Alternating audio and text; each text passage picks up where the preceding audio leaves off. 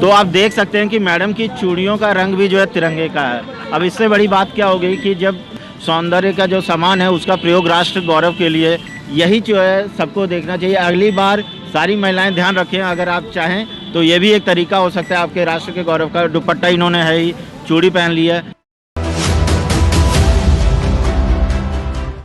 नमस्कार साथियों और मेरे प्यारे दोस्तों, अभी हम देख रहे हैं कि यहाँ पर जो है ये प्रयागराज की धरती, पावन धरती पर जो है ये एक छोटा सा पार्क है जो कि जेपी ग्रुप और जो है रिटायर्ड फौजियों द्वारा मेंटेन किया जाता है। यहाँ पर जो है आज़ादी का ये दिवस मनाया गया है, जिसमें जो है ये प्यारा सा झंडा जो है हमारे राष्ट्र का गौरव जो है वो फहराया गया है फौजी भाइयों द्वारा। और जो है और ये बहुत ही दिल से और जोश से जो इन्होंने मनाया। और थोड़ी देर पहले यहाँ बच्चे भी आए थे जिन्होंने इनका सहयोग किया है, क्योंकि वो भी फ़ौज में आगे चल करके जो है फ़ौजी बनना चाहते हो, देश के लिए जो है कुर्बानी देने से भी पीछे नहीं हटेंगे। तो वैसा ही एक व्यक्ति हमारे साथ खड़ा है जिसने अपने जीवन का एक मुख्य अंश जो है वो देश को समर्पित किया है। तो उनका पहले हम परिचय जानना चाहेंगे। जय हिंद, मैं जितेंद्र राय, जॉइंट सेक्रेटरी वेटरन्स इंडिया संगठन प्रयागराज से आज 75वें स्वतंत्रता दिवस के ऊपर सभी को हार्दिक बधाई देते हुए यह कहना चाहता हूं कि हमारा वेटरन्स इंडिया संगठन नेशनल जॉइंट सेक्रेटरी हूं मैं उसका, और पूरे भारतवर्ष के अंदर यह कार्य करता है, इवन 51 कंट्रीज़ के अंदर भी है।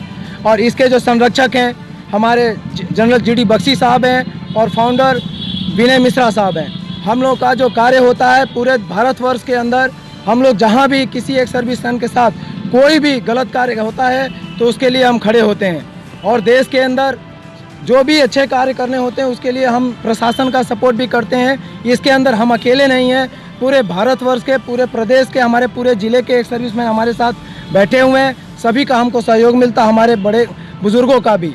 तब बेसिक जो इसका हर एक संस्था का एक होता है, एक मेन मुद्दा होता है, तो आपका मेन मुद्दा क्या है? हमारे संगठन का मेन मुद्दा है पेट्रियोटिक, यानी कि पूरे देश के अंदर देशभक्ति की भावना जगाना और देश के उन कार्यों को करना जिससे कि भारत देश का नाम रोशन हो।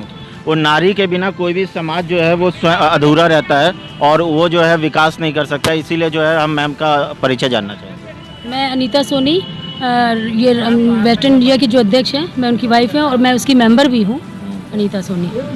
तो आप जो ये संस्था का जो काम है उसमें आप ही महिलाओं की अगर मैं संख्या देखूं तो यहाँ जो है ना के बराबर केवल आप ही दिख रही हैं। नई नारियाँ आई थी लेकिन उनको एक दूसरे जगह भी जाना है जिसके लिए वो यहाँ से चली गई हैं। लेकिन नारियाँ कम से कम 15 से 20 नारियाँ थी हैं, हमारी नारी विंग से जुड़ी हुई है वो। मैम का राष्ट्र प्रेम देखिए कितना ज़्यादा, इन्होंने जो है वो दुपट्टा भी जो है वो तिरंगे के रंग का ही पहना हुआ है। तो मैडम मैं जानना चाहूँगा कि जैसे आपके पति भी रिटायर्ड फौजी रहे होंगे, तो किस रैंक से रिटायर हुए थे वो? चीफ नेवी में थे और वो JCO रैंक से रिटायर हुए हैं। अच्छा, JCO रैंक से, यानी कि जूनियर कमीशन ऑफिसर होता है JCO का मतलब, जो है पहली बार जब कंधे पे स्टार लगता है उसकी अलग फील होती है और राष्ट्रपति से प्रमाण पत्र भी मिलता है। तो मैम मैं ये जानना चाहूँगा कि प्रयागराज में महिलाएं जो हैं, खास करके जो फौजियों की जो वाइफ्स हैं, वो बहुत जो है वो दिखती नहीं है एक्टिवली, किसी भी चीज़ में या सामाजिक कार्यों में नहीं दिखती हैं। इस पर क्या कहेंगी आप?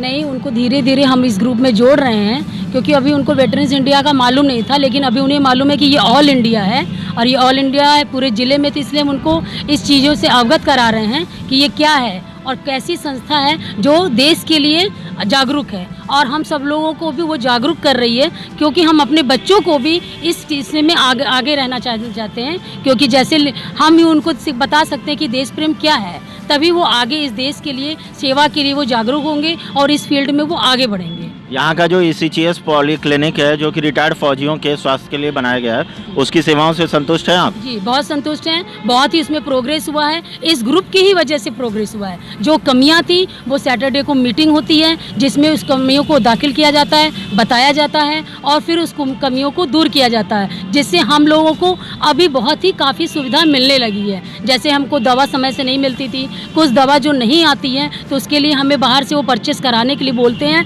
फिर आप उसका रिसिप्ट देके वो उनको पैसा रिफंड हो जाता है। तो इसलिए इसमें बहुत ही प्रोग्रेस हुआ है। और कई बार पर्ची में दवाई का नाम होता है लेकिन वो दवाई रहती नहीं है, तो उस पर क्या कहेंगे आप? नहीं, तो उसके लिए हम वहाँ के जो ऑफिसर्स हैं उनको जाके हम लोग कंप्लेन करते हैं तो वो उस पर एक्शन करते हैं। और कोई गाड़ी आने जाने के लिए रहती है वहाँ तक? यस सर, सैनिक कॉलोनी से और जो दूर से लोग आते हैं वो उनके लिए बस की सुविधा है, जो पास के लिए उनके लिए नहीं है।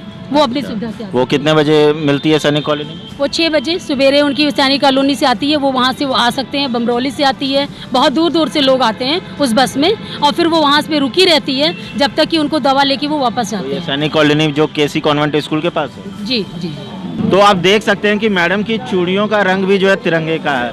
अब इससे बड़ी बात क्या हो गई कि जब नारी केवल अपने सौंदर्य पे ध्यान दे रही होती है, एक नारी राष्ट्र गौरव को बढ़ाने के लिए उसी सौंदर्य का जो सामान है उसका प्रयोग राष्ट्र गौरव के लिए सोने की, हीरे की कोई चूड़ी पहन लीजिए और इसके सामने जो है वो समझिए कि वो कुछ नहीं है।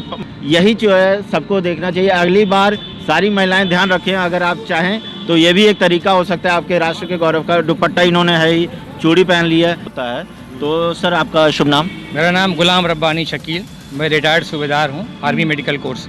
आर्मी मेडिकल कोर यानी कि एएमसी। मेरे फादर भी आर्मी में थे, इस वजह से कई शब्दावली जो है पहचानने में सुविधा होती है और इसीलिए खास करके फौजियों की आवाज़ को जनता तक पहुंचाने और प्रशासन तक पहुंचाने की मेरी जो है कोशिश रहती है।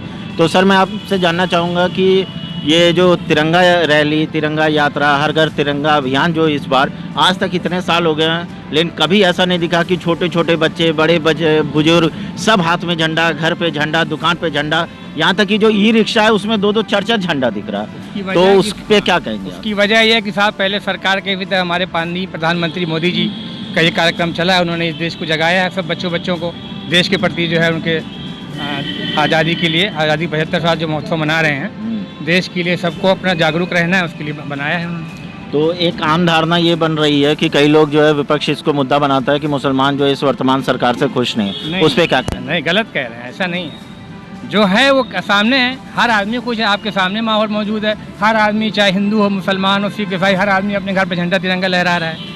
अगर ना खुदा तो झंडा क्यों लगाता, आप बताइए। और आपसी भाईचारा अभी वर्तमान में जैसा कि कह रहे हैं कि योगी सरकार जब से आ गया है, जब मोदी आया तो देश में कम हुआ और यूपी में तो एकदम खत्म ही हो गया भाईचारा। ऐसा विपक्ष बनाने की भूमिका बना रहा है, लेकिन विपक्ष में आता है तो विपक्ष को दोष देता है और विपक्ष वाले पक्ष को दोष देते हैं। हाँ, तो मतलब आपके जो ये साथीगण है तो ये सदैव आपके साथ खड़े रहते हैं? हमारे साथ खड़े रहते हैं और हम भी इनके साथ खड़े रहते हैं। रात बिरात जहाँ भी कोई सेवा हॉस्पिटल में हम लोग खड़े रहते हैं। हमारा मेन मकसद ही यही। मतलब होली इनके साथ होती है और इनकी ईद आपके यहाँ होती है? हमारे साथ होती, बेशक, बिल्कुल। माता की जय, जिंदाबाद जिंदाबाद जिंदाबाद, वंदे मातरम।